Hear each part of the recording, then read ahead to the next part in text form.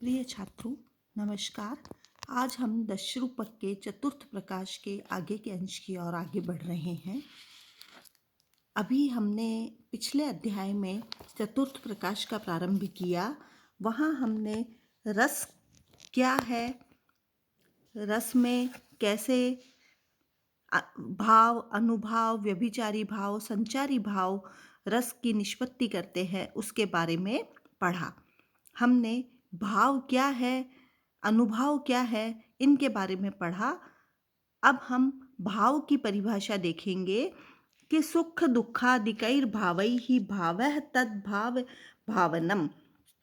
कि सुख दुःखादि, सुख और दुख रूप सुख दुख आदिकैः हर्ष शोक आदि भावों के द्वारा सहृदय के अंतःकरण में भावित होने वाला अर्थात निवास करने वाला भाव ही जो है तद्भाव भावनम, वही अंतःकरण को भावित करने वाला जो भाव होता है वह भाव कहा जाता है।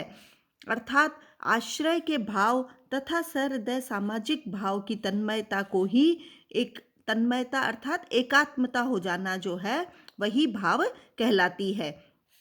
जैसे नाटक में अनुकार्य राम दुष्यंत आदि को आश्रयत्वेन वर्णित किए गए व्यक्तियों के सुख दुख आदि भावों के द्वारा सहृदय के अंतस्थ भावों के भावन अर्थात वासन को ही भाव कहा जाता है। जैसा नाट्यशास्त्र में कहा है कि रस से अर्थात गंध से सब पदार्थ भावित अर्थात वासित कर दिया गया है। जैसे नाटक देखते समय शकुंतला की वियोग पीड़ा से अत्यंत दुखित दुष्यंत को देखकर जो उसके दुख के साथ हमारे हृदय की तदाकारता अर्थात तन्मयता एकात्मता हो जाती है, वही भाव है। अनुकार्य के सुख दुख आदि के जो भाव है वह सहृदय को उसी प्रकार वासित कर देते हैं जैसे अगरबत्ती में निहित सुवास सुगंध स्फुटित होने पर समीप के प्रदेश को भी सुवासित कर देती है।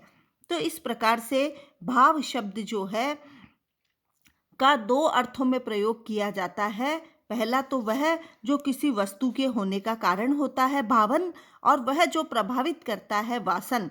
इन दोनों ही प्रयोगों में भाव शब्द एक प्रकार के कारण का वाचक होता है।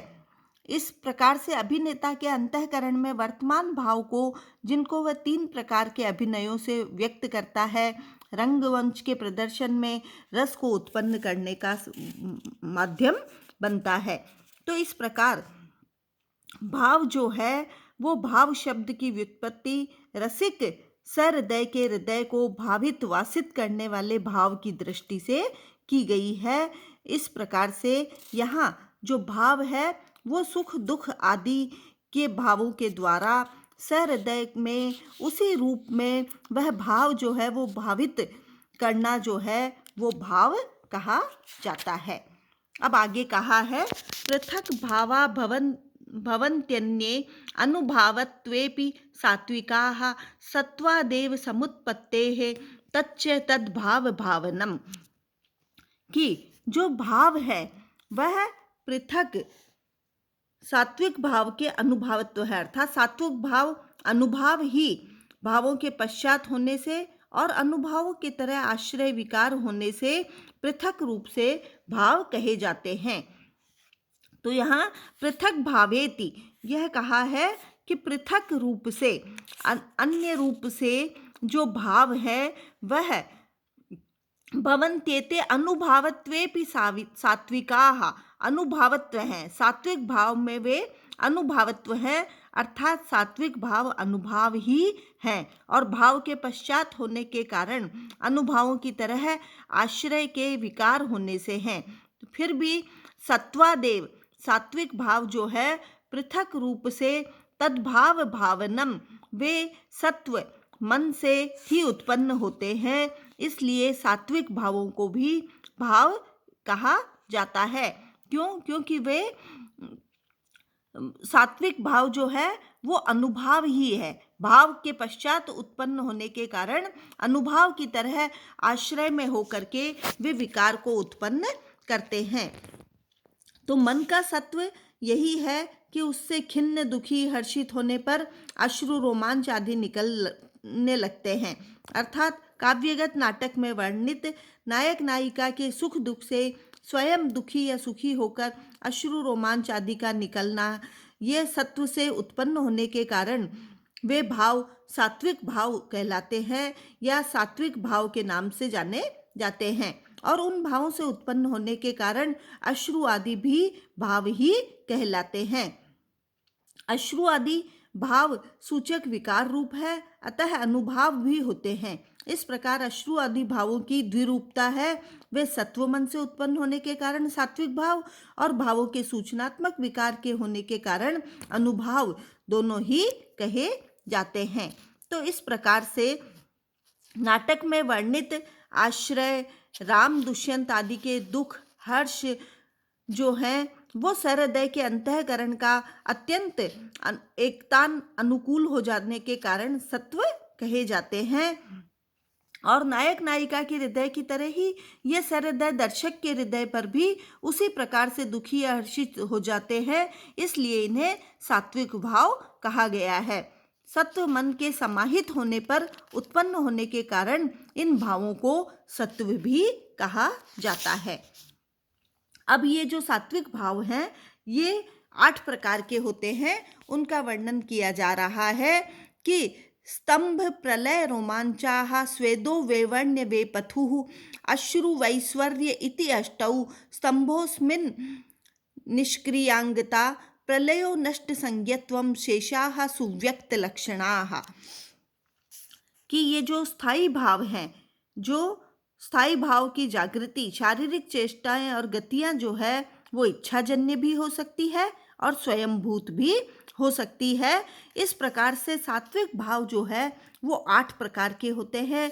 स्तंभ, प्रलय अर्थात अचेतनता, रोमांच, स्वेद पसीने का आना, वैवर्ण्य मुख आदि के रंग का फीका पड़ जाना, वेपथु कंपन होना, अश्रु आंसुओं का आना और वैश्वर्य आवाज में परिवर्तन। इस प्रकार से ये 8 प्रकार के सात्विक भाव होते हैं। यहाँ स्तंभ का अर्थ है अंगों का निष्क्रियांगता अर्थात अंगों का निष्क्रिय हो जाना, और प्रलय नष्ट संज्ञत्वम, और प्रलय का अर्थ है नष्ट संज्ञत्व अर्थात मूर्छित हो जाना या चेतना संज्ञा का नष्ट हो जाना। शेषाः सुव्यक्त लक्षणाः, और शेष के स्वरूप स्पष्ट ही हैं। तो इस प्रकार से ये 8 प्रकार के जो शारीरिक विकार जो दिखाई देते हैं, इस प्रकार उनके आधार पर ये सात्विक भाव जो है वो 8 प्रकार के कहे गए हैं। ये सात्विक भाव जो हैं वे कैसे विद्यमान रहते हैं रस के अंतर्गत, उसके बारे में कहा है।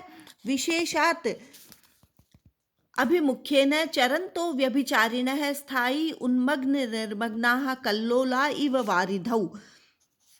कि ये स्थायी भाव जो है ये विशेषादि विशेष रूप से स्थायी भाव के अभिमुख होकर चलने वाले भाव जो है वो व्यभिचारिण है, व्यभिचारी भाव कहलाते हैं। अर्थात जो भाव विशेष रूप से आमने सामने होकर स्थायी भाव के अंतर्गत कभी उठते हैं, कभी विलीन होने लगते हैं और कभी विलीन होते हुए भी परिलक्षित होते हैं, वे भाव व्यभिचारिण है, व्यभिचारी भाव कहलाते हैं।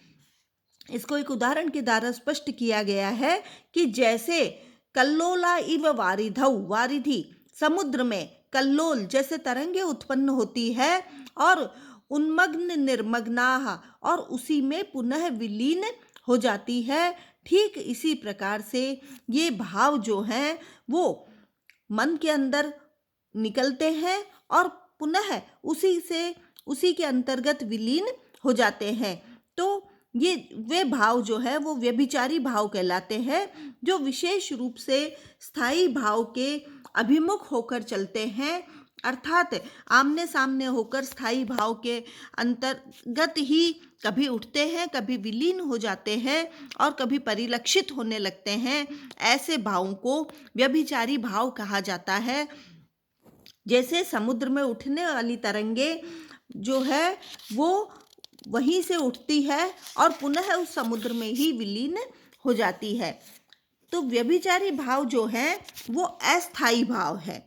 उनको व्यभिचारी भाव इस कारण कहा जाता है क्योंकि विविध रसों के अनुभव में दर्शक के सामने वे प्रत्यक्ष रूप में प्रकट होते हैं।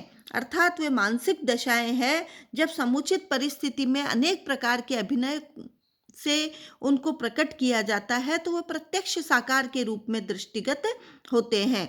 और एक अन्य कारण से उनको व्यभिचारी कहा जाता है क्योंकि वे विभिन्न रसों को भी प्रत्यक्ष रूप से दर्शकों को प्रकट करते हैं। अब ये व्यभिचारी भाव जो है वो 33 प्रकार के कहे गए हैं कि निर्वेद, ग्लानि, शंका, श्रम, धृति, जड़ता, हर्ष, दैन्य, उग्रता, त्रास, असूया, अमर्ष, गर्व, स्मृति, मरण, अमद, मद, सप्त, निद्रा, विबोध, व्रीड़ा, अपस्मार, मोह, मति, अलसता, आवेग, तर्क, अविहत्था, व्याधि, उन्माद, विषाद, औत्सुक्य और चपलता। इस प्रकार से ये व्यभिचारी भाव जो है वो 33 प्रकार से संचरण करते रहते हैं, इसलिए इनको 33 भागों के अंतर्गत विभाजित किया गया है। और इन 33 ही भागों का विस्तार पूर्वक वर्णन जो है वो आगे की कारिकाओं में हमें प्राप्त होता है। धन्यवाद।